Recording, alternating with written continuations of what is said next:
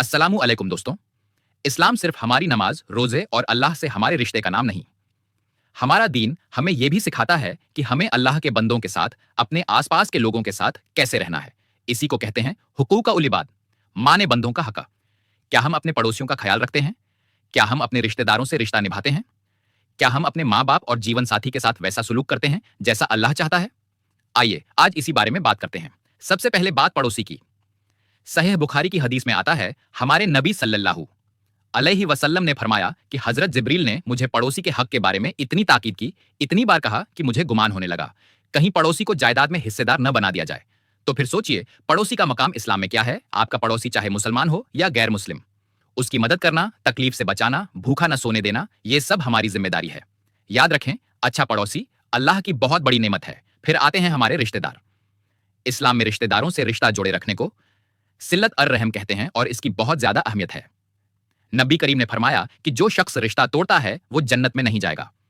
कुरान में अल्लाह ने कई बार रिश्तों को जोड़ने का हुक्म दिया है। चाचा, फूफा, मामा बहन, भतीजा, जिनसे खून का रिश्ता है, उनसे रिश्ता जोड़कर रखना, हालचाल पूछना, मदद करना, ये इबादत का ही हिस्सा है। हमें उनसे मिलना जुलना चाहिए, उनके सुख दुख में शरीक होना चाहिए। अगर वो जरूरतमंद हैं तो उनकी मदद करनी चाहिए, उनकी गलतियों को माफ करना चाहिए, चाहे वो हमसे रिश्ता रखें या न रखें। रिश्तों में सबसे ऊंचा मकाम हमारे माँ बाप का। अल्लाह ने कुरान में अपने हक के फौरन बाद माँ बाप के साथ एहसान यानी निहायत अच्छे सुलूक का हुक्म दिया है। उनकी बात मानना, उनसे नरमी और मोहब्बत से बात करना, उन्हें उफ तक न कहना, और खासकर जब वो बूढ़े हो जाएं तो उनकी दिल से खिदमत करना, ये सब हम पर फर्ज है। उनकी खुशी में अल्लाह की खुशी है और उनकी नाराजगी में अल्लाह की नाराजगी। उनके लिए हमेशा रहमत और मगफिरत की दुआ करते रहना चाहिए। इसी तरह मियाँ बीवी का रिश्ता भी बहुत अहम है। खास तौर पर शौहर पर बीवी के कई हक हैं। तिरमिजी की हदीस में आता है, प्यारे नबी सल्लल्लाहु अलैहि वसल्लम ने फरमाया, तुम में सबसे बेहतर वो है जो अपनी बीवी के हक में सबसे बेहतर हो। इससे यह पता चलता है बीवी का ख्याल रखना उसके शौहर की बड़ी जिम्मेदारी है।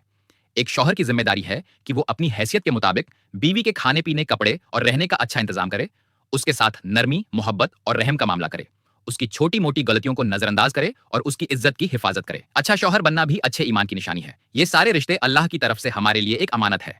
इनके हक अदा करना सिर्फ दुनियादारी नहीं बल्कि हमारी इबादत का हिस्सा है, हमारे ईमान का तकाजा है। अगर हम इन रिश्तों का लिहाज रखेंगे तो हमारी जिंदगी में भी सुकून आएगा और आखिरत में भी कामयाबी मिलेगी इंशाअल्लाह।